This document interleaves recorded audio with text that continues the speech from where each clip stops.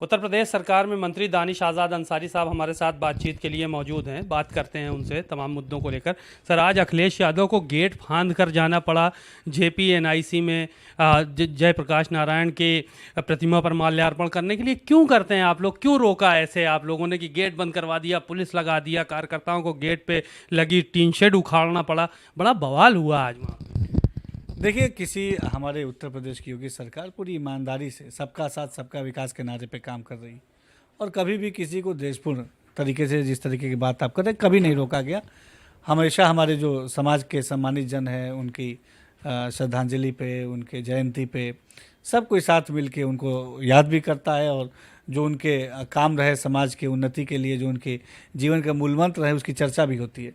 निश्चित तौर पे हम सब सार्थक मन से समाज को विकास से जोड़ने की नीति से हमारी योगी सरकार काम करती है। लेकिन ये क्या वजह रही कि इतना हंगामा खड़ा हुआ वहाँ पे? पूरे में बवाल मचा, कार्यकर्ता सैकड़ों, पुलिस को धक्का मुक्की भी करनी पड़ी, अखिलेश यादव को इतना बड़ा गेट फांद के जाना पड़ा।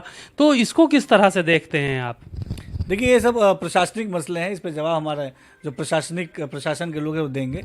हमारा ये मानना है कि हम सब एकता के भाव से, विकास के भाव से, तरक्की के नियत से अपने समाज को आगे ले जाने के लक्ष्य के साथ काम करें और निश्चित तौर पर हमारी योगी सरकार इसी दिशा में काम कर रही है। आरोप तो आप लोगों पे है कि द्वेषपूर्ण वातावरण में आप लोग काम कर रहे हैं। यही वजह है कि जेपी एनआईसी में नहीं जाने दिया गया। अखिलेश यादव ने खुद कहा कि सरकार महापुरुषों का सम्मान नहीं कर रही है किसी भी, इसलिए हमको रोकने की कोशिश की गई। अगर माल्यार्पण हम कर लेते सीधे तरह से आके तो क्या बिगड़ जाता सरकार का?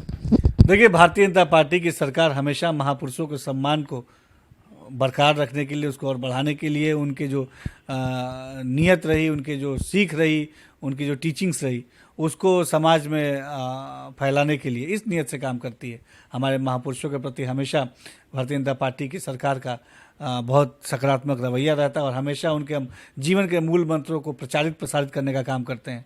निश्चित तौर पर समाजवादी पार्टी को इस बात पर राजनीति नहीं करनी चाहिए और हम सब, जैसे मैंने बताया, कि समाज के विकास के लक्ष्य के एजेंडे के साथ हम सब काम करें। अराजकता जो हुई है वहाँ पर, इसके लिए किसको जिम्मेदार फिर मानते हैं? आपकी कार्यकर्ताओं ने अराजकता किया, गेट पे लगे शेड उखाड़ा, टीन उखाड़ा, तो इसके लिए क्या प्रशासन जिम्मेदार है कि कार्यकर्ता खुद जिम्मेदार है? देखिए, हमने बताया कि आज जैसे अगर किसी महापुरुष की जयंती है, हमको उसके जीवन से सीख लेने की आवश्यकता है।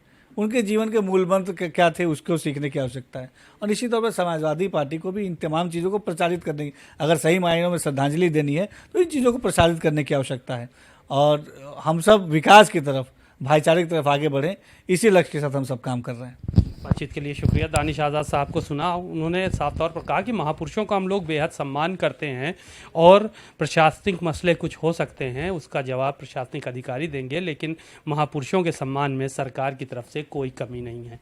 कैमरामैन श्रवण कुमार वर्मा के साथ सीमा नकवी, भारत समाचार, लखनऊ।